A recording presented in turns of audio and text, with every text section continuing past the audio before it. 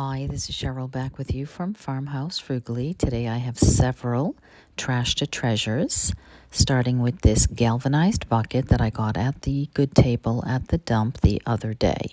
This is the easiest flip to do. You can get these anywhere, yard sale, thrift store. You probably already have one kicking around. First thing I did was go ahead and give that 2 coats of Annie Sloan white chalk paint, and then once that was fully dry, I just took a napkin that I had in my stash and decoupaged that on with some Mod Podge, tearing that with a little water on my brush to get a rough edge here and there, and then piecing it, some other pieces of the napkin, just a little bit here and a little bit there, just to kind of get the look that I was going for. And then once that is completely dry, I took this green folk art paint that I had that looked very much like the green color that was in the napkin, and I just went ahead and painted the top and the top line, the rim that was on it, and the handles, and filled it with some lavender. So that was a quick and easy, free to me flip, and that came out cute for the garden. I love green and purple together. That takes me on to number 2. I had also gotten this little chest, which I showed in my last haul video.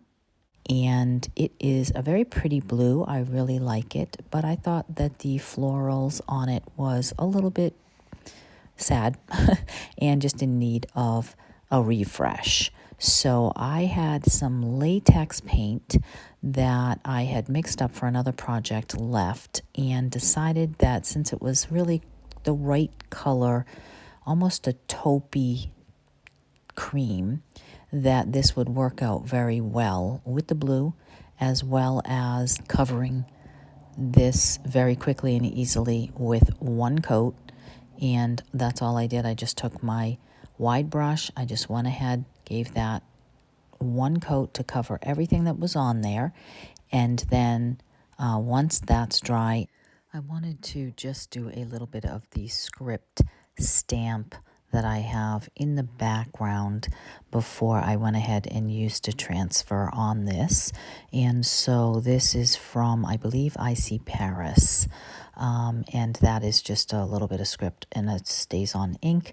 Just went ahead and used that same one. It's kind of a small script, which I like. It's good for many projects, but I wanted a little more of it, so I decided to do the first one, and then on the next one use the same one, but maybe put it a little bit off to the side so that it looks like it is a larger script. And then once I was finished with that, then I took out some scraps that I had left over from an IOD transfer that I had purchased at least a year or so ago. I will put that in the description because I cannot recall the name of that particular one. I assume it's still available, but I'm not sure. Then all I did was just cut out some of the leaves and stems and one of the peony or roses. They look a little bit like peonies, but I think they're supposed to be roses. And then once I got the pieces and parts that I want, what I love about these IOD transfers is that you can just piece them, you can overlap them, you can make your own creation, which is really what's so nice about transfers, is you never see 2 pieces that are the same, no matter who creates them. I am a little bit out of frame here, but I am just taking the leaves and the rose, and then one of the rose buds, and just parts that I had left over, and just making a pretty design on top of this script with these transfers. And then you just, as you've probably seen many times before, rub it with the stick, peel off the carrier sheet, burnish it down a little bit, either with your hand or with the sheet. And then once you have the design that you like, then I like to go ahead and either put a poly coat, or in this case I'm using Annie Sloan's clear wax, and I'm waxing the entire box over the transfer as well as the rest of the box. And then I am just taking a rag and buffing all that back. Then I did go ahead and take some of the antique wax mixed with clear wax and then go over, especially in the edges where the two colors meet and around the outside edges, just to make this look a little more vintage. And I am absolutely loving the way that this came out. I would love to know what you think of it. I feel like it just really took it out of the past decades and just really updated it for free. Actually, I guess I got this one at the Goodwill bin, so it probably cost me about $1 there, plus another $1.50, $2 for all the other pieces and parts. So maybe $2.50, $3 tops to make this, and I think it came out absolutely adorable. And it does go quite beautifully with several things in my home already. So I'm going to enjoy this for a bit.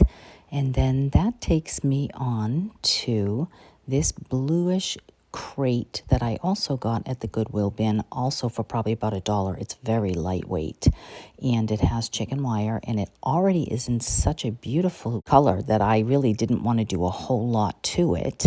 But I had this napkin and I thought it would be nice, since it had almost the same color background, to just go ahead and decoupage a few corners and just pieces of this crate, just to give it an update, make it look a little more cottage.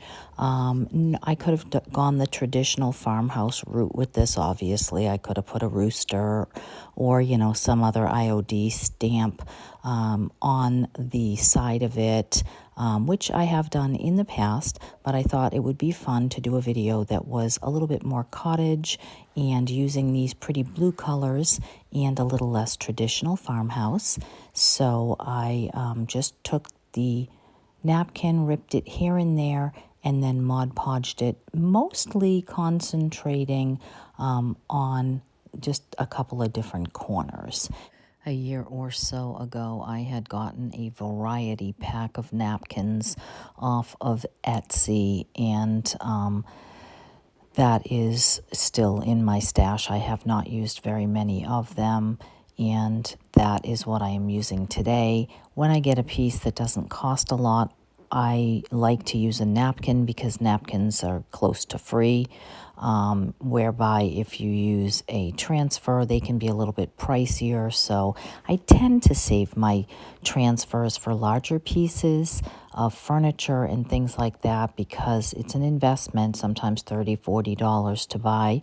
And, you know, if I'm going to sell a piece or give it as a gift or something, then I prefer to use the nicer, more expensive transfers for that.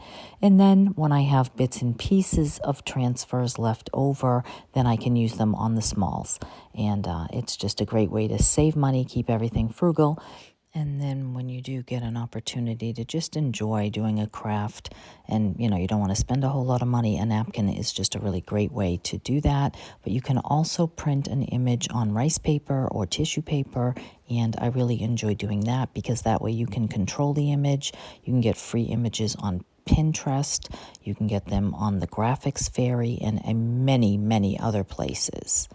And so here that box is, with some florals and some lace and just making it look really cottagecore.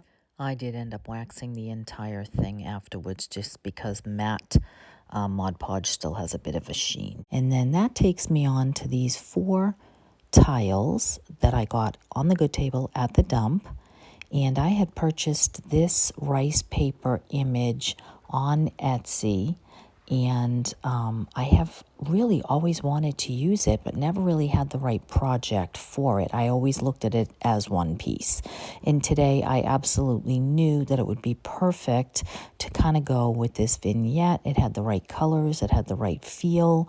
And so all I did was just go ahead and clean the tiles, Mod Podge them, cut that rice paper, and then I went ahead and used my brayer to get that laid down, all the air bubbles squeegeed out of that. I did all 4 of them and then let them dry.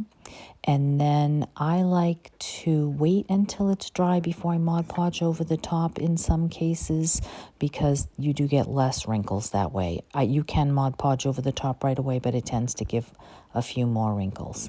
So once that is done, I go ahead and once it's fully dry, just take a nail sanding file and I just sand downward over the edges of the tiles, and I go ahead and just peel off all that excess rice paper. And then once that's nice and smooth, then I do go ahead with the Mod Podge and cover all of those over again with another coat of Mod Podge or two, because obviously as coasters you will potentially get these moist or wet. So I wanted to make sure that these were good and coated. Now, I like to, whenever I use a tile as a coaster, take some felt and cut it a little smaller than the size of the background and hot glue that on so that obviously you don't scratch furniture and it looks more finished. These are a phenomenal gift. So if you happen to do a project in your house and you have a couple left over, or you just want to go to the store and pick them up, sometimes you can get them for $1 a piece. They're a great gift. And then I took some antiquing wax, went around the outside edges for the most part, and just buffed that in to give that a little bit more of a vintage look. And then on the lighter blue one, I did go over the whole thing with the dark wax to make that look a little more cohesive with the other three. And that is all I did with these. You could put polyurethane or some other clear coat on top of these as well if you really wanted to make sure that they were good and protected. I have done that in the past. You can actually use that to Mod Podge as well. You don't have to use that Mod Podge medium. And so here is this vignette all together, and I am absolutely loving this beautiful combination of the roses with this very pretty robin's egg blue color and the creams. So you'll have to let me know what you think of this vignette, and I would appreciate it if you would give me a thumbs up, and especially if you would share this video with somebody that you think might enjoy it so that I can reach 2,000 subscribers. That is my goal, and I am getting very close, but I could use your help. I do want to say thank you to each and every one of you. I do really appreciate your stopping by and watching these videos. I thank you for all of your wonderful, kind comments. I know all of you would like to visit my dump with me. I wish that you could. Go ahead and hit the link for the next video that YouTube recommends that you see. And I will see you in the next one. Take care.